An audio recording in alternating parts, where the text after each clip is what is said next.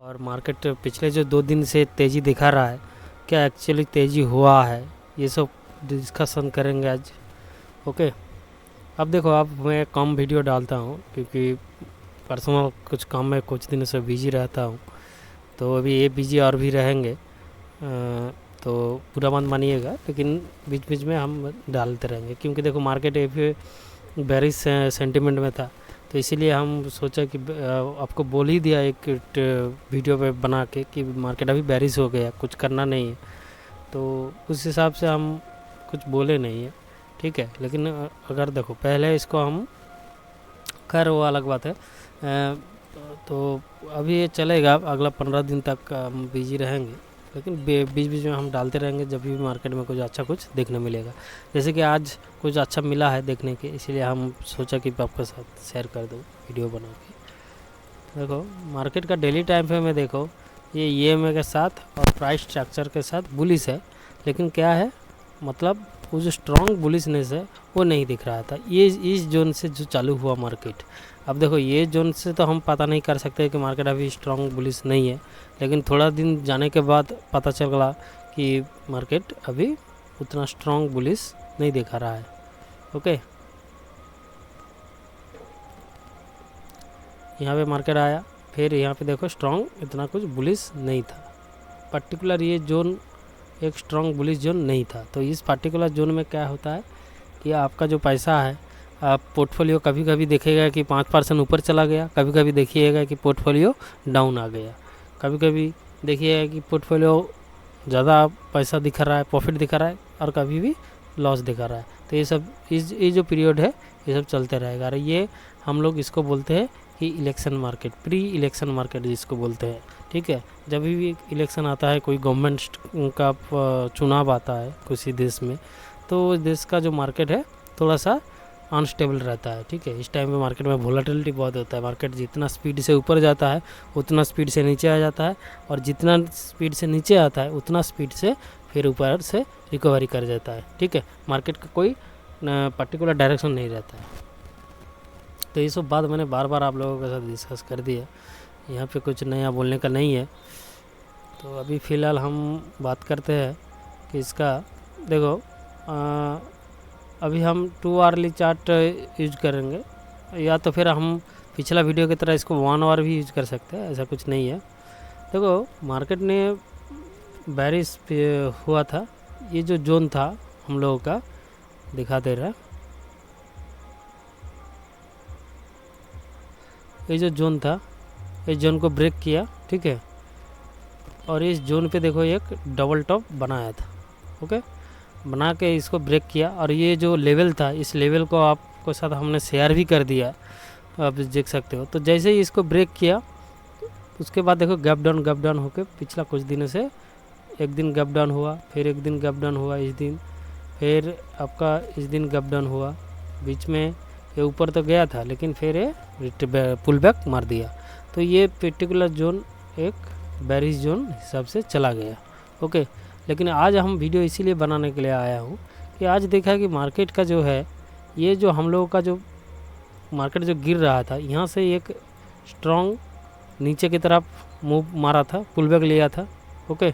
अब इस जगह को अगर अच्छे से स्टडी करेंगे, यहाँ पे देखो एक अच्छा सा एक ये जो गैप था इस गैप को फिल किया, ठीक है। इस गैप को अभी भी फिल नहीं कर रहा है। देखो क्या होता है, मार्केट जब गैप डाउन करके नीचे आता है ना, तो मार्केट ये जो गैप डाउन हुआ है, मान लो मार्केट यहाँ पे था, नेक्स्ट दिन यहाँ पे खुल गया, तो मार्केट क्या करेगा, कभी ना कभी ये गैप वो फिल अप करने के लिए आएगा मार्केट।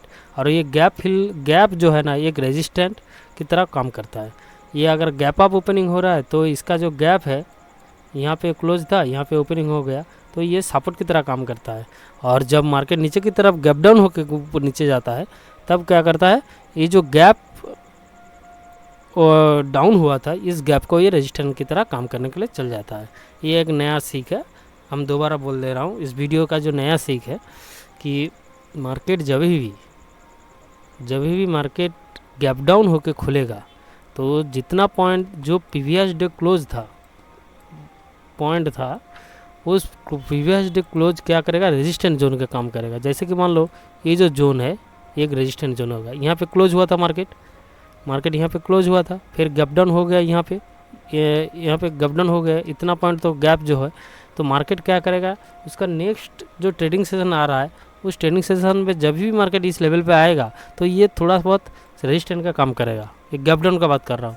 जैसे कि मान लो यहाँ पे क्लोज हुआ था मार्केट, लेकिन फिर क्या हुआ, यहाँ पे गैप डाउन हो ओपनिंग हो गया, लेकिन जैसे ही ये गैप के पास गया है, देखो यहाँ पे एक रिजेक्शन कैंडल बना दिया,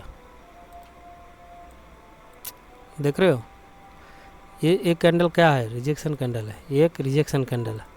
जैसे ही रिजेक्शन कैंडल बनाया तो हम सोच सकते हैं कि यहाँ पे आके ये रेजिस्टेंस फेस कर रहा है, तो तुरंत ही यहाँ पे हम लोग एक शॉर्ट ट्रेड मारा था और अच्छा खासा उस दिन का प्रॉफिट हमको मिल गया था। ओके, तो ये बात ध्यान में रखिएगा।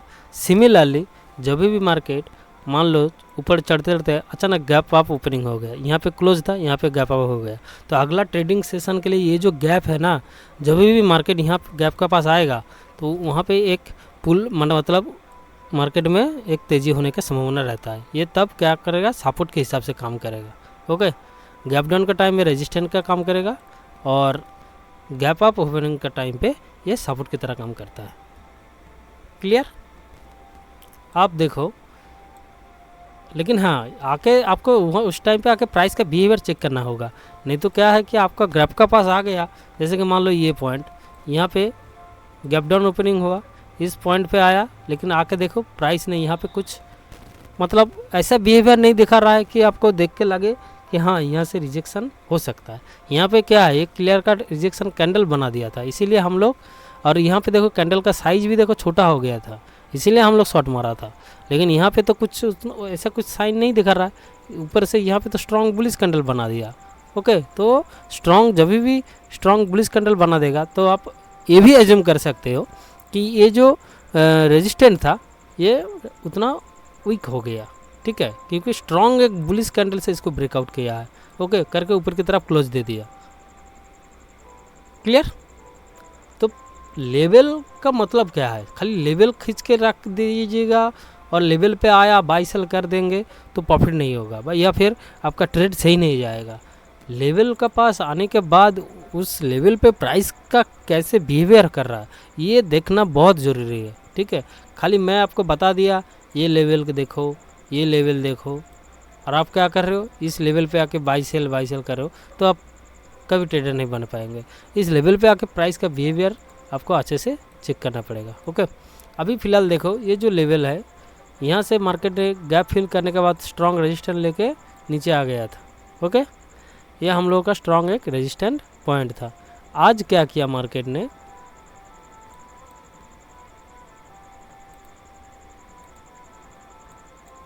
सुबह सुबह देखो ये जो लेवल था हम लोगों का, इसी को देखो यहाँ पे, इसको अगर देखो क्या होता है, इंट्राडे का जो ट्रेड है वो 5 मिनट या 15 मिनट ट्रेड चार्ट में लेना पड़ता है, तो पहले इंट्राडे का बात करते थे, ठीक है।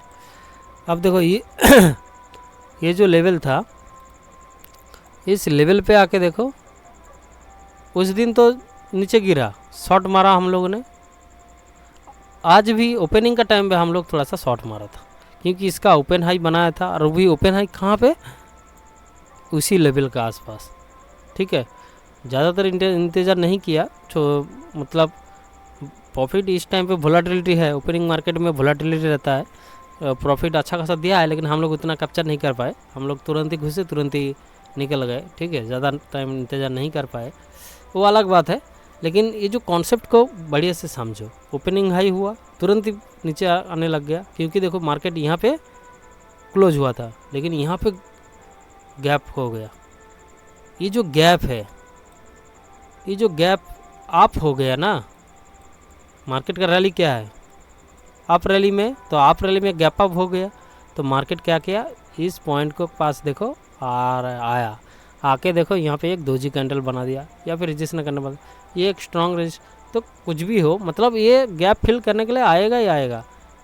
हो सकता है कि ये आज आ गया, हो सकता है कि ये गैप अप ओपनिंग होने के बाद बहुत दिन चलते रहेगा, कल आया या परसों आया, जब भी आएगा ये गैप जो है ना, ये आपको एक सपोर्ट की तरह काम करेगा जब गैप अप ओपनिंग होता है। ओके। ये जरूरी नहीं है कि आज ही आएगा, आज ये आ गया, लेकिन हो सकता है कि ये 2-3 दिन बाद भी आ सकता है। ओके, तो ये बात हमेशा ध्यान रखिएगा, ये बहुत बड़ा लर्निंग पॉइंट है।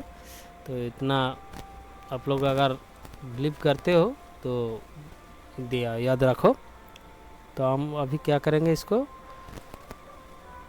तो देखो ये गैप, ये जो थ्योरी है गैप ऑफ गैप ओपनिंग का, ये हर टाइप में पे चलता है। ऐसा नहीं है कि आप 15 मिनट का नीचे मत जाइए, 5 मिनट तक सीमित रहिए, उसका नीचे मत देखिए कि 1-2 मिनट का। अब देखो, अब ये जो जोन था, इस यहाँ पे 2 खेला हो गया,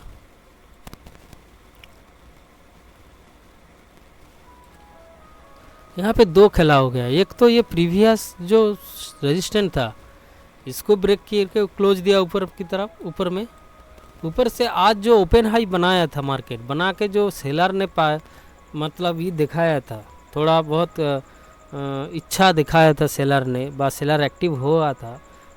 हो सकता है कि ये जो सेलर यहाँ पे दो टाइप का हो सकता है, या तो फिर सेलर इच्छा दिखाया ऊपर से, नहीं तो ये जो तेज़ी से मार्केट यहाँ पे सपोर्ट लेके, ये जो सपोर्ट लेवल था इसको सपोर्ट बना के जो तेज़ी से मार्केट ऊपर गया है।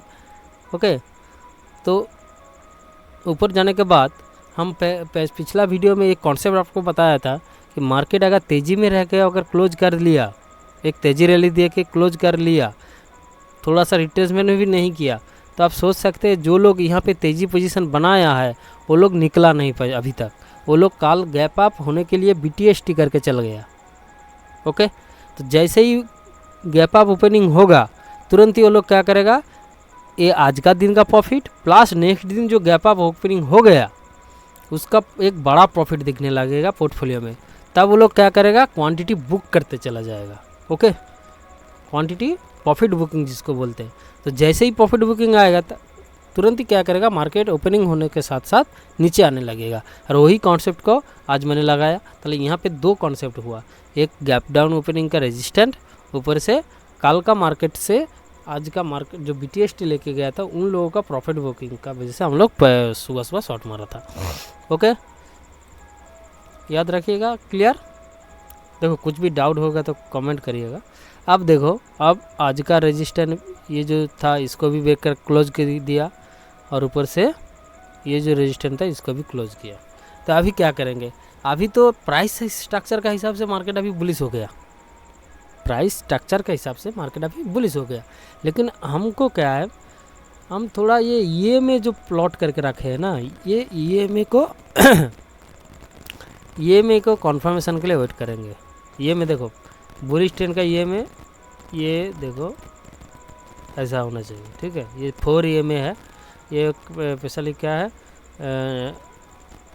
8, 13, 21, 50, ठीक है। 8, 13, 21 और 50, ये 4 EMA है।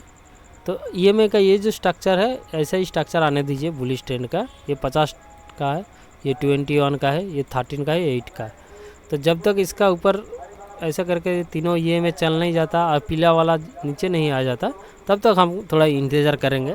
और अभी क्या है, अभी बुलिश का उतना माहौल नहीं है, तो हम एग्रेसिव होकर ट्रेड भी नहीं लेंगे, ठीक है। अभी प्राइस मुझे बोल दिया कि बुलिश हो गया, लेकिन अभी मैं इंतज़ार करूँगा मेरा EMA इंडिकेटर का, ठीक है। अगर मार्केट अगर बहुत अच्छा बुलिश होता, जैसे नवंबर दिसंबर के मंथ में, अक्टूबर नवंबर मंथ में जैसे बुलिश एक सेंटिमेंट था चारों तरफ, तब क्या होता था, तब हम एग्रेसिव होकर ट्रेड ले लेता। EMA दे ना दे, प्राइस हमको बोल दिया हम चल जाते। लेकिन अभी फ़िलहाल क्या है, प्री इलेक्शन मार्केट है, मार्केट में वोलेटिलिटी है, तो हम क्या करेंगे, थोड़ा EMA का स्ट्रक्चर का इंतज़ार करेंगे। ओके, लेकिन प्राइस के हिसाब से मार्केट अभी बुलिश हो गया, देखो, ठीक है। तो बाज़ार के बारे में हम बता दिया। अब बैंक निफ्टी में देख लेते हैं। बैंक निफ्टी भी सेम किया है, लेकिन क्या है, ये जो आज का जो रेजिस्टेंट था, ठीक है, गैप अप ओपनिंग होने के बाद जो प्रॉफिट बुकिंग आया है यहाँ से यहाँ तक, उसके बाद गैप फिल किया, गैप का पास देखो सेम गैप फिल किया। हम क्या बोले थे, चढ़ते हुए बाज़ार में ये जो गैप अप ओपनिंग होता है तब ये क्या करता है, गैप सपोर्ट के हिसाब से काम करेगा। देखो यहाँ पे अगर किसी ने ट्रेड लिया होता प्रॉफिट हुआ।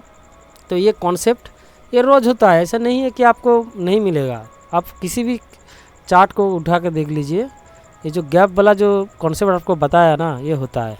ये देखो यहाँ पे हुआ है गैप डाउन, यहाँ पे देखो सपोर्ट की तरह सॉरी रेजिस्टेंट की तरह काम किया है। रैली में gap down gap up opening हुआ है, तो गैप अप ओपनिंग में गैप जो है सपोर्ट की तरह काम किया है। ओके, अब देखो ये हो सकता है 1-2 दिन बाद भी आएगा प्राइस इस पॉइंट पे आके ये सपोर्ट करेगा, ठीक है। ये आज कर दिया, हो सकता था कि यहाँ पे गैप अप ओपनिंग, कभी कभी क्या होता है क्लोज यहाँ पे क्या गैप अप ओपनिंग होके भाग गया स्टॉक, लेकिन नेक्स्ट 2-3 ट्रेडिंग सेशन के बाद देखिएगा कि यहाँ से मार्केट जरूर आएगा, आके ये गैप फिल करेगा। गैप फिल करने के बाद ये डिसाइड करेगा कि यहाँ पे हमको रहना है या फिर इसको सपोर्ट बनाते हुए फिर ऊपर जाना है। Is it clear? ओके, चलिए अब हम थोड़ा सा बैंक निफ्टी को देख लिए। बैंक निफ्टी से ज़्यादा निफ्टी थोड़ा ज़्यादा ही है। अब देखो हम जो ये जो लेवल बना कर रखा है, देखो लेवल एक ही प्राइस को आप जब बराबर देखेंगे ना, तो प्राइस आपको बहुत कुछ बता देता है कि क्या करने वाला है मार्केट। ये ट्रेल लाइन देखो कितना ब्यूटीफुली रेस्पेक्ट करके ऊपर मार्केट चल रहा है, जा रहा है। ये में जब ये हो जाता है तब हम बुलिश, बैंकिंग सेक्टर में आप बुलिश हो सकते हो। ओके, तो इसमें भी ये में का इंतज़ार है हमको, जो मेरा राय है। डॉलर को देख लेते हैं, डॉलर कंसोलिडेशन फेज में आ गया, ठीक है।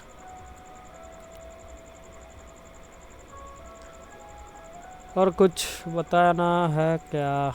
अच्छा, सेक्टर देखेंगे। जब इतना कुछ डिस्कशन हो गया तो कौन सा सेक्टर में थोड़ा सा तेज़ी है? हमको लग रहा है मेटल सेक्टर में कुछ तेज़ी है।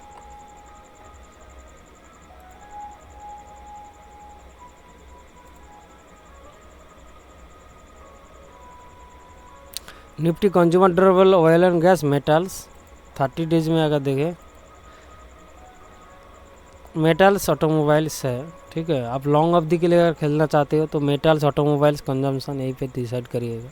अगर ब्रेकआउट ट्रेड लेना चाहते हो तो Nifty consumer durable, Nifty oil and gas, metals, ये तीनों सेक्टर को देख सकते हो। ओके, डेली टाइम फ्रेम तो नहीं बताया। देखो 7 दिन का जो सेक्टर परफॉर्मेंस वो ब्रेकआउट स्टॉक के लिए याद रखिएगा। जो लोग पुल बैक ट्रेड करते हैं वो 30 डेज के लिए, बेसिकली जो मैं यूज करता हूँ आपको बता दिया। अगर आप पुल बैक ट्रेड कर रहे हो, आपका सेटअप जो है पुल बैक का है, तो आप metals, automobiles, construction, consumer durable 3-4 sector पकड़ लीजिए, उसी से किसी स्टॉक में आप पोजीशन बनाइएगा। ओके, और अगर आप ब्रेकआउट ट्रेड कर रहे हैं तो आप 7 दिन का परफॉर्मेंस देख सकते हो। ओके, तो मार्केट का बता दिया और बहुत कुछ आप लोगों को साथ शेयर भी कर दिया, मेरा जो नॉलेज था। ओके, वो सब शेयर कर दिया। प्राइस हिसाब से तो अभी पुलिस हो रहा है, लेकिन ये में के लिए हम इंतज़ार कर रहे हैं। और आप देखे होंगे कि अभी मैं ज़्यादा स्विंग ट्रेड पोस्ट भी नहीं कर रहा हूँ, क्योंकि अभी हम खुद ही स्विंग ट्रेड उतना लेते नहीं हैं, इसीलिए आप लोगों के साथ हम शेयर भी नहीं कर पा रहे हैं। इलेक्शन जाने दीजिए, 4 जून के बाद मार्केट अगर थोड़ा सा डायरेक्शन लेता है तब हम पोजीशन लेंगे, और अब पोजीशन आप लोगों के साथ हम बता देंगे कि क्या कौन सा स्टॉक में हम पोजीशन ले रहे हैं। ओके, अभी जो पोजीशन लेता हूँ थोड़ा थोड़ा क्वांटिटी लेता हूँ और पैसा भी बहुत कम लगा के ट्रेड करता हूँ, ठीक है। इंट्राडे करता हूँ कुछ, लेकिन ज़्यादा से ज़्यादा ऐसा होता है। ऊपर से कुछ काम में भी बिजी रहता हूँ, पर्सनल कुछ काम है उसमें बिजी हो गया। ओके, तो ठीक है, ये नॉलेज को आप प्रैक्टिस करिए और चार्ट को अच्छे से एनालाइज करिए। मिलते हैं नेक्स्ट वीडियो में। Okay, bye.